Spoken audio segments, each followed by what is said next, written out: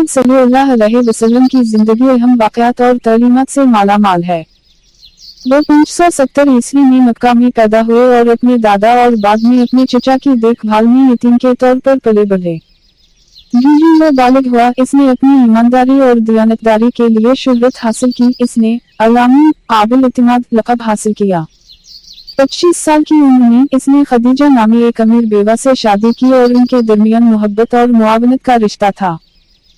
हिरा के गार में इनके गौर व फकर के दौरान ही इनको 40 साल की उम्र में जिब्राइल फरिश्ता की तरफ से पहली वही मौसूल हुई, जो इनकी नबूवत का आगाज था।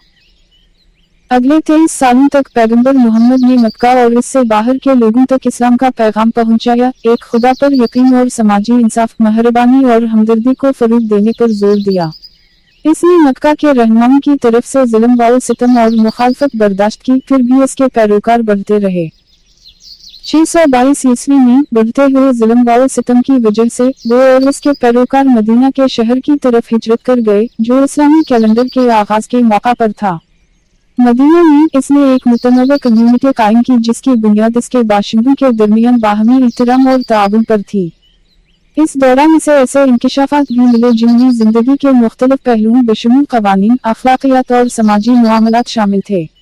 पैगंबर इस्लाम की क़यादत रूहानी और सियासी दोनों शुबों तक फैली हुई थी। इसने मुआहदों में हिस्सा लिया, अपने दिफा में लड़ाइयों की क़यादत की और एक मुनसिफाना और जामे मुआशरा कायम किया। इनकी तालीमात ने जजीरा नुमा अरब को बदल दिया, कबाइल को मुत्तहिद किया और मुसलमानों के दरमियान भाईचारा के जज्बात को फरोग दिया। 630 ईस्वी में वो फतह के साथ मक्का वापस आया, जिसने बिलाखिर इस्लाम कबूल कर लिया। इसने इन लोगों को मुआफ कर दिया जिन्होंने इस पर जुल्म किया था और काबा को मुसलमानों के लिए इबादतगाह के तौर पर कायम किया था। पैगंबर मोहम्मद सल्लल्लाहु अलैहि वसल्लम 632 ईस्वी में मदीना में इंतकाल कर गए, ईमान, हमदर्दी और समाजी उसला की मीरास छोड़ गए। इनकी तालीमात, जो कुरान के नाम से मशहूर हैं, और उनके अमाल, जो हदीसों में दर्ज हैं, दुनिया भर के लाखों लोगों की रहनुमाई और हौसला अफजाई करते रहते हैं।